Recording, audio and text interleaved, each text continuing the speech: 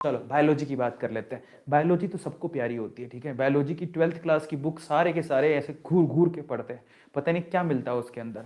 ईमानदारी से एक बात बताओ, कौन कौन से ऐसे बच्चे थे, यहाँ पर चैट खोल दिए मैंने, जिन्होंने 12वीं में बायोलॉजी ली ही इसलिए कि जिन्होंने बायोलॉजी ली ही इसलिए कि वो समझ सके कि 12वीं में एक चैप्टर है उसको बहुत ध्यान से पढ़ने की उनकी बड़ी इच्छा थी। ईमानदारी से बताना है। कौन कौन ऐसा है जो 12वीं का वो चैप्टर बड़े ध्यान से पढ़ना चाहता था, उसको लगता था कि हमें बचपन से बताया ही नहीं गया, कम से कम हम बुक्स में तो ढंग से पढ़ लें। सो जिसको लगता है just write down chat section, हाँ मैं नहीं पक्का, मतलब 100% कह रहा हूँ, लड़के तो इसी वजह से ही लेते हैं, 12वीं का इंतजार करते हैं, वो तो करते भी नहीं है, वैसे सोचते हैं नहीं मैं तो अपने सीनियर से पहली किताब लेके वो चैप्टर पढ़ लूंगा, ठीक है। नहीं, सारे निकम्मे हैं एक नंबर के। तो पता है ऐसे सुनते हैं, पता नहीं क्या ही मिल जाएगा, वो मिलना कुछ नहीं है, उनमें क्या बना हुआ है, वो उनको डायग्राम को लेके बड़ी एक्साइटमेंट रहती है, वहाँ डायग्राम बने हुए हैं, है कुछ नहीं, स्केलेटन्स है, क्या है उसमें, कुछ नहीं है, लेकिन फिर भी एक एक्साइटमेंट।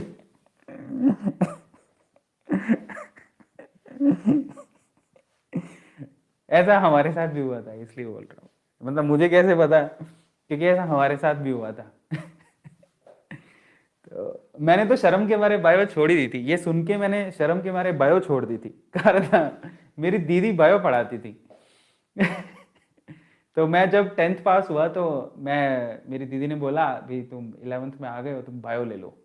तो दो कारण से मैंने बायो छोड़ दी थी। पहला तो ना, पहले दिन गया तो दीदी, मैं 11th में था और पहला पहला दूसरा तीसरा दिन ही था, तो दूसरे तीसरे दिन में दीदी एक्सपेरिमेंट करवा रही थी और दीदी को बायो बड़ी अच्छी लगती थी, तो वो तिल चट्टा मतलब कॉकरोच होता है, उन्होंने कॉकरोच कटवाया, बस उस दिन मेरे को चक्कर आ गया, मैं गिर गया। अगले दिन मैंने कहा बायो नहीं लूंगा। तो पहला इंसिडेंट तो ये उन्होंने उठाया, मेरे को खून खराबे से बड़ा डर लगता है, तो ऐसे ऐसे करके उन्होंने उठाया, क्या हो गया क्या हो गया क्या हो गया, तो पहला इंसिडेंट, तो मेरे को समझ में आ गया मैं डॉक्टर नहीं बन सकता, कल को किसी को ऑपरेशन करना पड़ जाए, वो बोले कि काटो, तो मेरे से नहीं हो पाएगा, अपने से नहीं हो पाएगा, ठीक है। तो पहला तो ये रीज़न था। और जैसे बायो में 3-4 दिन निकाले, जो तो सीनियर थे वो थोड़ा सा ऐसे बात बात होने लगी, थोड़ा रैगिंग वैगिंग लेते हैं ना, स्कूल में थोड़ा बहुत होता है, तो ये भी बातें निकल के आई कि 12th में ऐसे ऐसे चैप्टर हैं। ऐसे ऐसे चैप्टर हैं 12th में, तो मैंने इस वजह से भी छोड़ दी, मैंने कहा मेरी दीदी पढ़ाई मैं कैसे पढ़ूंगा। मैं भाग गया।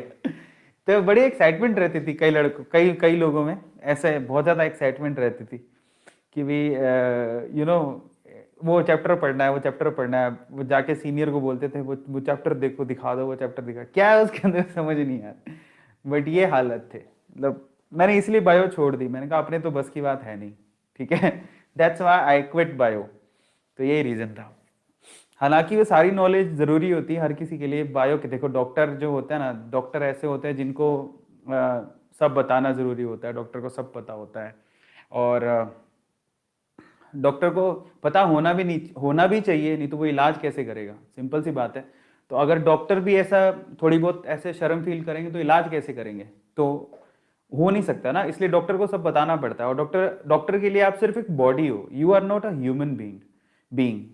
तो वो जैसे मुन्ना भाई नहीं देखी तुमने, मुन्ना भाई MBBS, डॉक्टर इज लाइक, उसमें इमोशन नहीं होने चाहिए, सही बात है, मतलब उस वे से इमोशन नहीं होने चाहिए, क्योंकि जैसे मुन्ना भाई MBBS में देखा होगा आप लोगों ने, उन्होंने क्या कहा था कि अगर तुम्हारी, मतलब ऐसा कुछ सीन था कि शायद कोई आपको कोई रिलेटिव है उसका अगर आपको इलाज करना है, तो या फिर किसी में आपको अपना दिखता है क्या पेशेंट में, तो वो कहता है कि आपको अपने पेशेंट में कुछ अपनापन नहीं दिखना चाहिए, नहीं तो आपके हाथ कांपेंगे।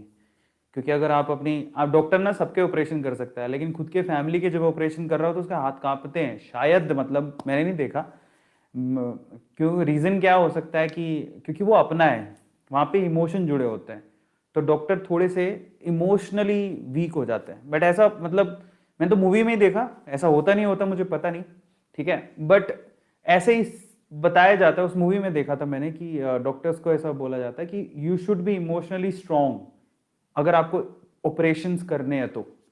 और डॉक्टर्स के लिए you are like a body only, there is no male, there is no female, ठीक है। तो वो जरूरी भी है, क्योंकि डॉक्टर को भगवान क्यों बोलते हैं, क्योंकि वो इलाज कर सकता है, और इलाज वो कब कर पाएगा, जब सिर्फ इलाज पे ही उसका फोकस रहेगा। इसलिए डॉक्टर को पहले से खुले दिमाग के होते हैं डॉक्टर, है ना, ये तो सबको पता ही है। तो डॉक्टर को सब पता होता है। अब डॉक्टर से ना तो हम कुछ छुपा सकते हैं, ना कुछ छुपाने की कोई बात है, और डॉक्टरों को तो सब बताना पड़ता है, तब जाके इलाज होता है।